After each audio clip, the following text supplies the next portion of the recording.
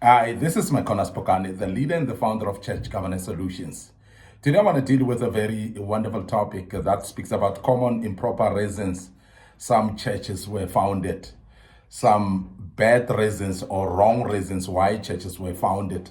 And because there are some churches that are founded not on a solid foundation, there are churches that are not found in proper manner. And that's the reason that we want to address that, because those type of churches, they become detrimental to the kingdom of God because of the way they were founded. And you find that there are those churches that were founded wrongly, but yet they are seen to be great and wonderful. And some of them are actually huge when it comes to numbers because of the quantity of the people that flock there. But yet the church was founded wrongly. And that's what we want to address today. And I hope this will help you as we continue.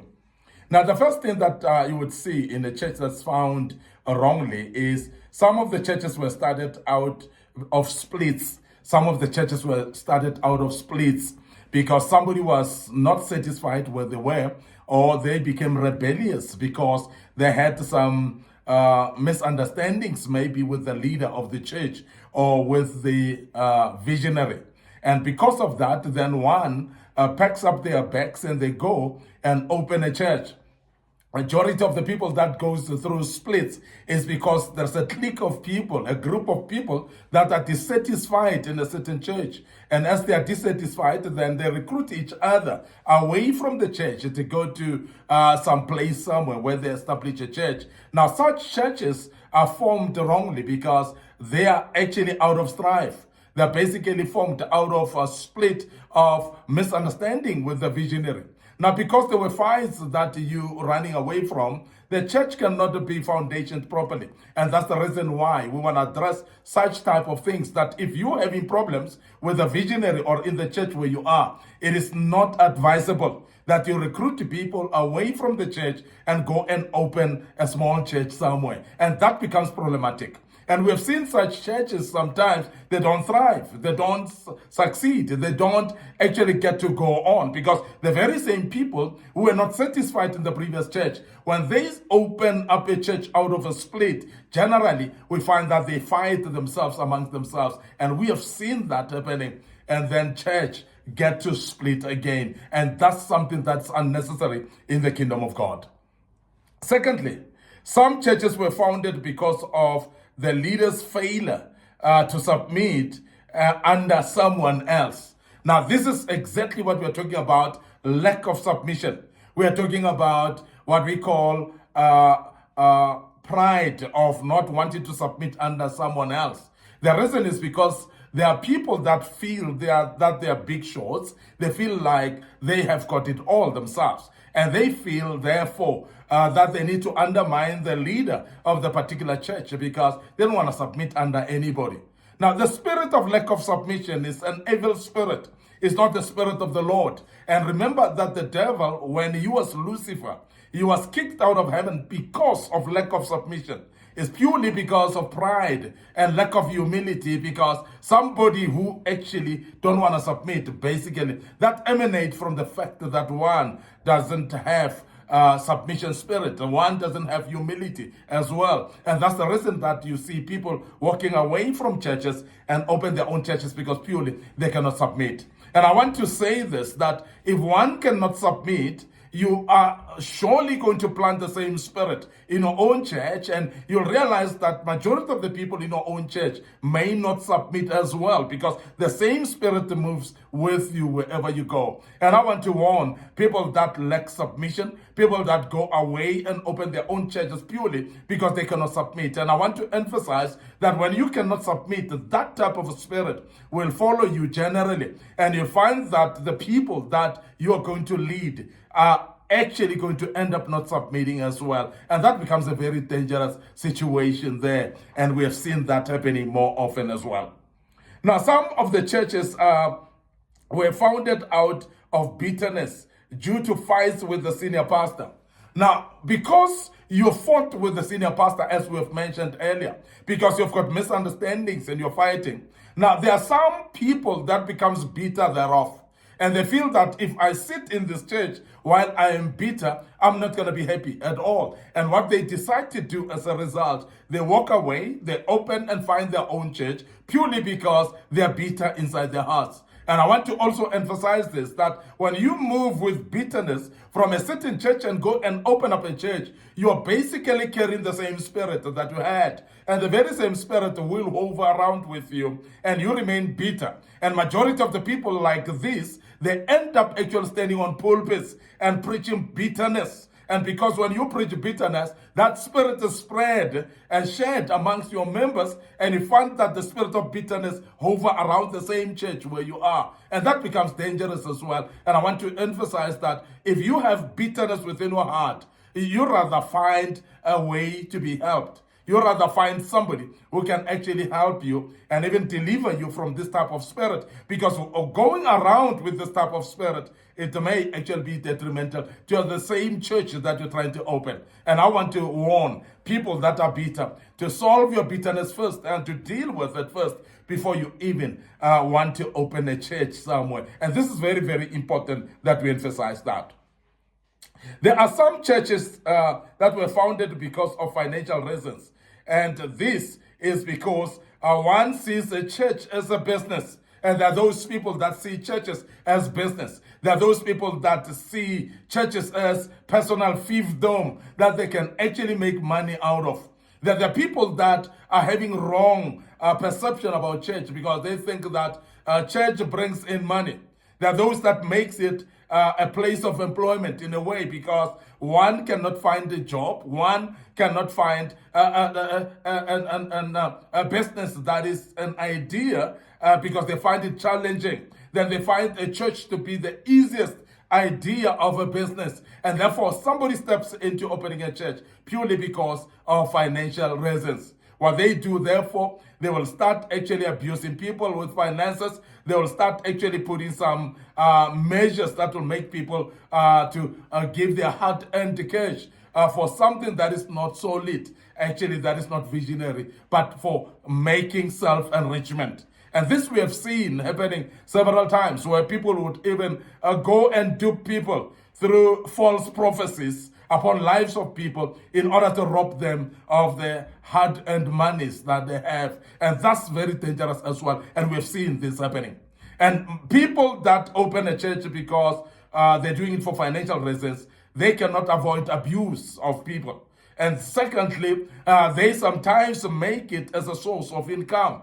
Church as a source of income. And therefore, people also make it as a guarantee for pensioning, where somebody is going to pension and they regard the church as something that will secure their income after pension. So all these type of reasons, if you are not called by God, that is deviant. And this type of reasons, if it is not the true vision that God has given you, that becomes therefore in vain, because you are going to run a church basically for financial reasons. And I want to emphasize that that's a wrong motive. And we have seen such motives emerging in the church of today. And that's why we address it. And that is why we warn you. And that is why we want people to be aware that please don't open a church for financial reasons, because a church can never be a business at all. It is the house of the Lord. It is a center for empowering people of God. So therefore, let it not be made a business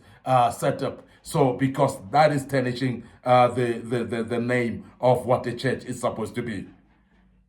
Now, the other ways some of the churches are founded on, some of the churches were founded just to disguise the wrong dealings, like drug dealership and sometimes things that are done that are underhanded, things that are evil that are done, but they've formulated it like a church structure. And then they're doing wrong things in that particular structure with a face that is displayed to be a church. And we have seen many that have actually been pointed as a church, but yet the dealings that are there are not actually church. We have seen people that would actually put up a center which they call the church, but then abuse women and girls in those churches. Some abuse young men in those churches as well. And we've seen those that would actually abuse drugs or even deal with drugs, but yet they call this a church. It's because they want to disguise, to show a face like this is a church in order to evade the law that might actually be after them. So they actually name it as a church because they assume that in a church then you'll find that police are not going to be raiding around an area of a church. So therefore they hide behind the name of a church, but yet the dealings in there are totally wrong. We've seen things like that, and that is a wrong way of founding a church as well. Some churches are founded as cults to deceive people of God, because sometimes those type of cults that are actually serving what we call evil altars, those cults that are sometimes satanism, they are actually practicing satanism practices. They are sometimes practicing witchcraft practices there, but then what they do is they actually disguise as well in the name of a church. And we've seen some that are like that. And majority of the cults that are operating that way, they attract a lot of people. They attract massive numbers of people because sometimes they hide in the name of miracles. And you find that the miracles that they do there are actually what we call staged miracles. They stage miracles, and therefore they perform things that looks like miracles. Then people follow them and therefore gather in great multitudes in those type of gatherings, and they call it a church. And we've seen that happening more often, especially in the days that we're living in. And we want to warn you to say there are people that open church purely because of wrong motives. And one of those wrong motives is occultism. As I've mentioned, when they establish a cult where a particular individual is the one who's being worshipped there, not even God. And it looks like this particular leader is the one that everybody's looking up to. And God is not the primary reason why they gather there. So these are type of things that we need to be aware of in the days that we're living in. There are those that those churches that were founded to conceal witchcraft.